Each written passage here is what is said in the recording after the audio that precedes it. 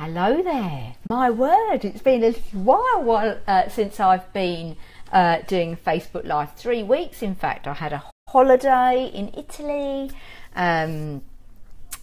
which was amazing, and I was filming e-learning content last week. So I am back, and today I'm going to focus on small business challenges, because people often think that as you get more successful or as your business grows, that the challenges disappear or maybe get less. And I really disagree with that, because for me, challenges in small businesses are growing pains. Every time you have a challenge, it means there's something to learn, or maybe you're growing, and it's, for me, they're growing pains. And so to have an expectation that as your small business grows and develops you won't have any challenges is probably a bit unrealistic, unless you want to get to a certain level and then just stop. And there's nothing wrong with that if that's what you want. So my goal for this Facebook Live today is really to give you a sense of and a realization of that challenges are okay, unless of course you keep having the same challenge over and over again, and what that means is that you're not addressing the cause or the issue of that challenge. So what I thought I would do today is to share some of the challenges that I have on a regularish basis, or from time to time, because I'm sure they're challenges that you may have had or are having right now. And then I'm going to share what I do when I am in that position. And I've just picked a half a dozen challenges that I'm going to just share with you. So I don't know what your perception is of me as an individual or as a business, and you may think, oh, this lady has got everything sussed around sales, and there may be things that I am more confident about, and there may be things that I have a tighter control over. But let me assure you that I also have challenges with sales, but they might not be the same challenges you have.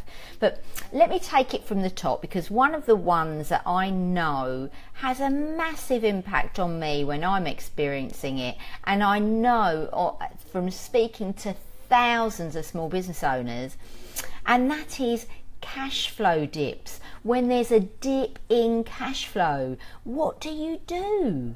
And for me, if you've constantly got a cash flow dip, then what that's saying is that you haven't got enough sales coming in. And so you need to address that. So that's another challenge. But if there are occasional cash flow dips, then for me, they're normally around, I've invoiced clients and customers, but they haven't paid yet.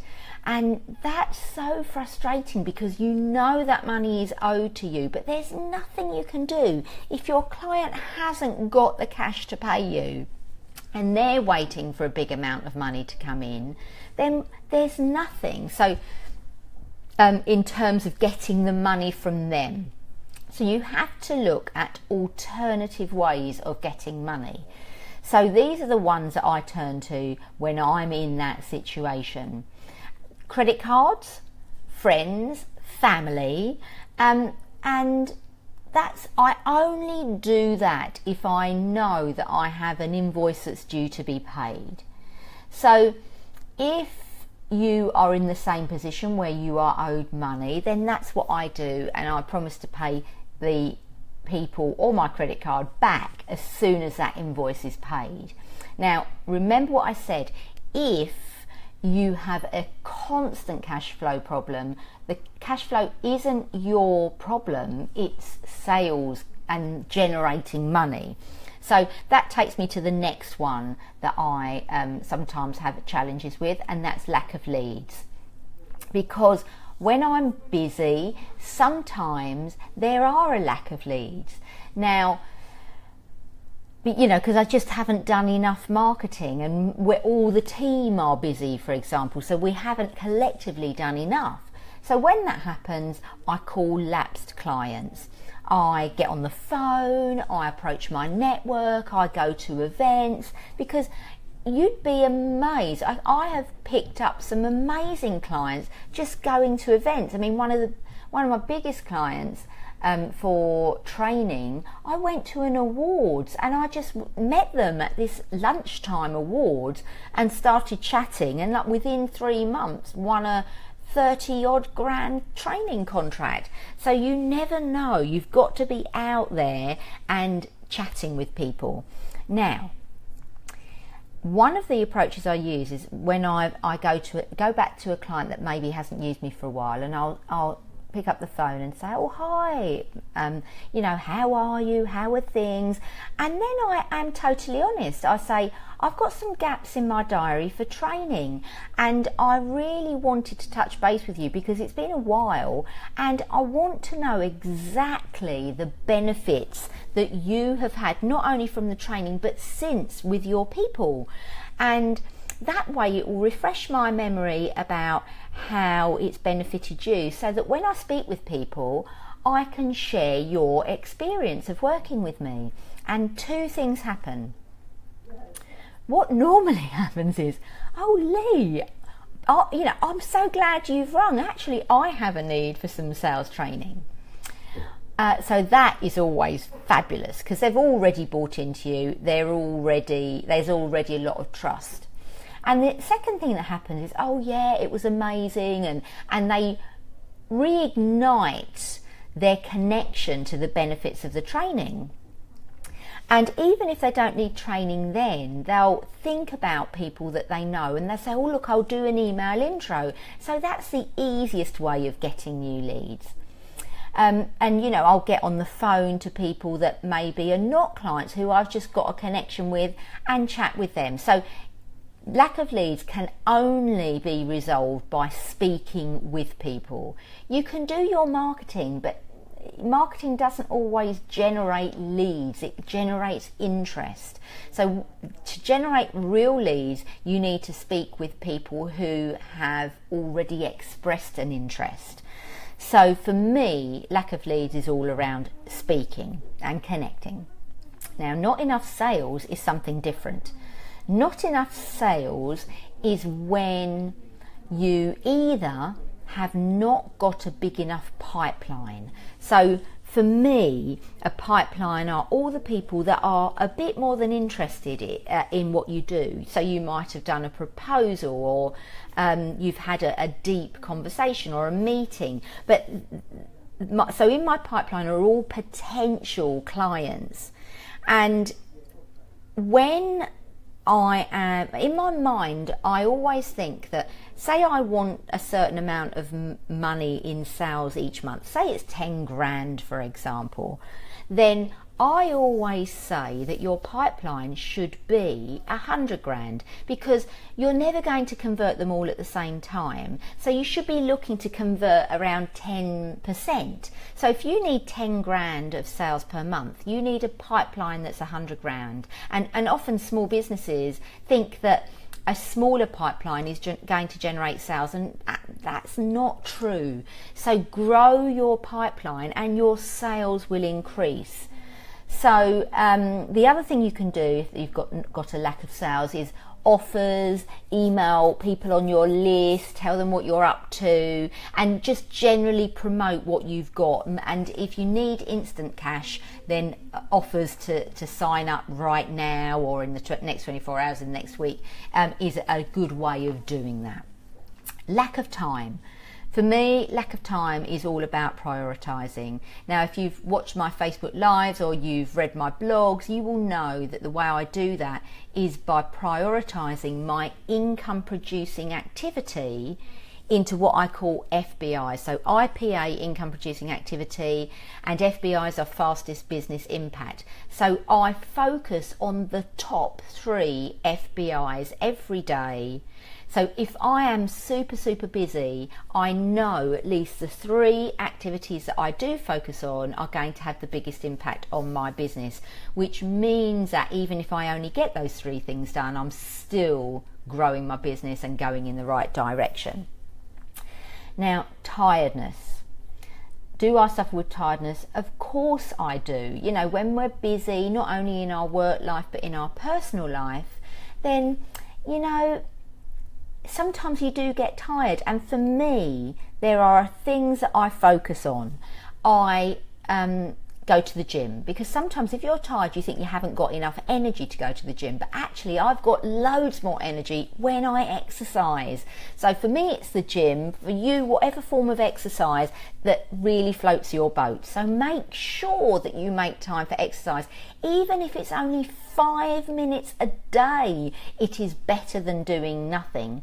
And if you don't know what to do, then check out an app like Skimble. Skimble is brilliant. It's totally free and has thousands of workouts ranging from really easy to quite intense, and there are workouts on there that are as small as 4 minutes. Now, anyone can find 4 minutes. So the gym is one. Healthy eating is another. Make sure you fuel your body with really good food.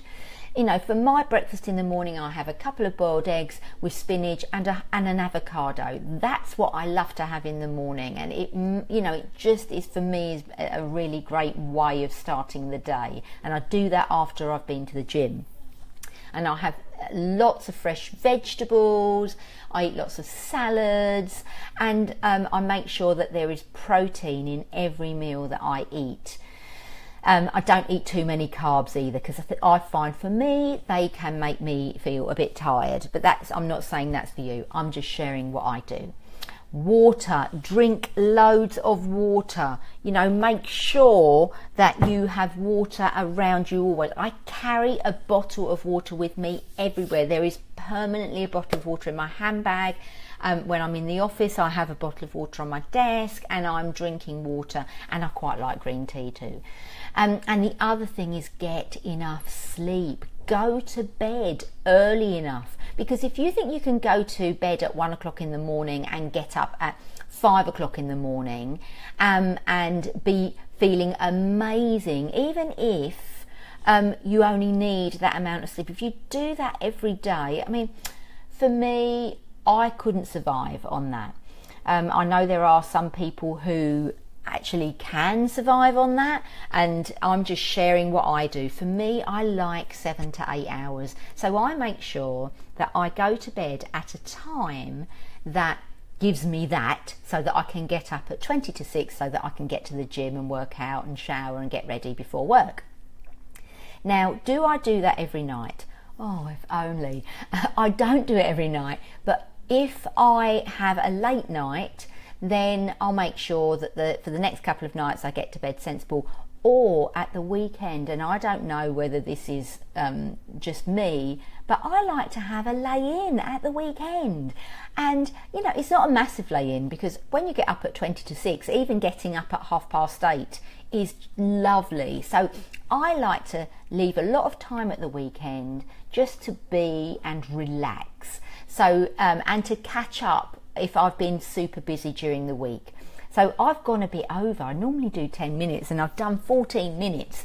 So if there are any other challenges that you have, and these are by no means the whole list of challenges that I have, then if you put a comment below, then I'll share with you how I deal with that particular challenge. But you know, we all have challenges in business. They're just growing pains. If you don't have any challenges, then really you're not trying hard enough, or you've got to the point where you want to be and you're absolutely fine with that and you don't want to go beyond that.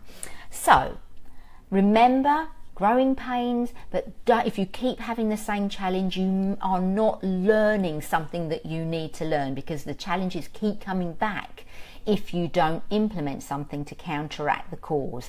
So have a fabulous rest of the day and a fabulous rest of the week, and I will see you next Wednesday. I don't think I've got anything in my diary, but anyway, if I'll let you know beforehand if there is something in my diary. I might even change the day. Anyway, it's lovely to be back, and I will catch up with you soon. Bye for now.